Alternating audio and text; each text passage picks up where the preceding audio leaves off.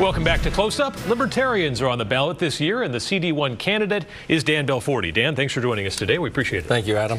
So libertarians generally believe, of course, that government should do less. But one area where it seems like a lot of people want to see more, or at least better action, is on veterans. What's the libertarian approach to reforming the VA and helping our veterans? Well, I think we should reforming all of healthcare through empowering the individual to make his own choices with the advice of his doctor and family. And I would empower them with vouchers to replace the current system we have with VA. So essentially you can buy either the services you want directly from the healthcare providers that you choose, or if you wanted to choose an insurance policy or insurance company that you want to work with, that would be up to the individual, and they would be empowered with a voucher funded at the federal level, similar to what we have now, or better yet, even block granted to the states, and they would give the voucher. And we would be able to save possibly as much as 50% over what we're paying now, and the quality would be better. And it would be much better for the individual because they get to choose. What would happen if you didn't have enough vouchers to cover the cost of your care? You just keep printing more money like they do now. Are you kidding? I mean, we're talking about the federal program, Medicare and Medicaid, right, in the VA. So these are all taxpayer dollars now that are being inefficiently spent. I think everybody agrees with that.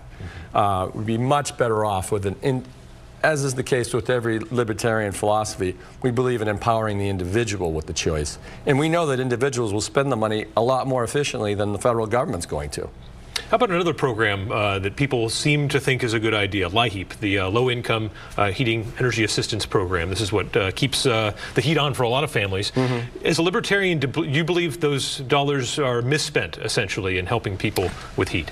No, I think, at a minimum, what I would suggest is that we have pollution user fees that would be funneled back to every citizen, not just low income, but everyone would get like a base amount of support that up to a certain amount, you don't pay anything for heat, but then anything over and above what you would need, you'd have to pay more for on a, per energy credit. I mean, so essentially you're charging more per, kilowatt. But the first, everybody would get a credit based on the fact that we're going to be collecting more on polluting energy sources in order for people to conserve. We need to give people a financial incentive to conserve. People aren't going to do it just for the goodness of their heart because they saw a documentary realizing that we really need to take action like years ago, but certainly now. Who would be overseeing that system? Would that be a government thing, or how would you make that work? Well, I mean, I don't know how it would be fleshed out. We would, at the federal level, we'd be better off, I'd say, delegating, as we libertarians generally want to delegate back to the states anyway.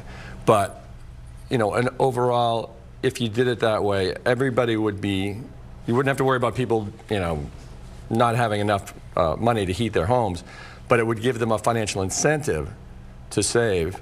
And they would basically be better off, in other words. So people who saved more would be better off. And of course, businesses wouldn't get that same benefit, but individuals would, and that would make sense. Let's talk about this caravan of Central American migrants that is kind of on its way towards the United States. They still haven't, I don't think, made it into Mexico yet, and Mexico is taking steps to try and stop them. President Trump has been very firm with these countries, saying they've got to be stopped in terms of before they make it to the U.S. border. But if they do make it to the border, should they be allowed in? A lot of your libertarian counterparts are fairly what we would call liberal on immigration. They say freedom is freedom, and people should have it.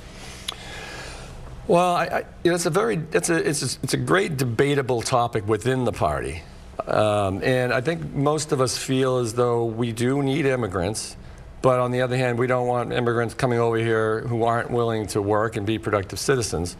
So what we would do is completely change the way the federal government collects taxes. Instead of having an income tax, which only taxes U.S. citizens, we would have a consumption tax instead, which would not only help the environment tremendously, but it would also help our economy tremendously, because it would create millions of private sector jobs by ending the income tax. And of course, with the consumption tax, immigrants would be paying their fair share. And we invite immigrants to come over, and we invite visitors to come over and consume our great amusement parks and pay just like Orlando, Florida. They don't pay any income tax down there in Florida because they realize that consumers are going to come in and pay the taxes for them.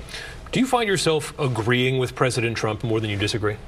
I would say I disagree more often with President Trump, except on only a couple issues do I agree. Lowering the income tax, lowering the corporate income tax, and increasing, to balance that out, increasing tariffs. Because you got to collect money. Unfortunately, we libertarians prefer less taxes, of course. But if you're going to collect taxes, the best way to do that would be through user fees or tariffs. Okay. Dan Belforti, running for Congress in the 1st Congressional District as a Libertarian. Thank you.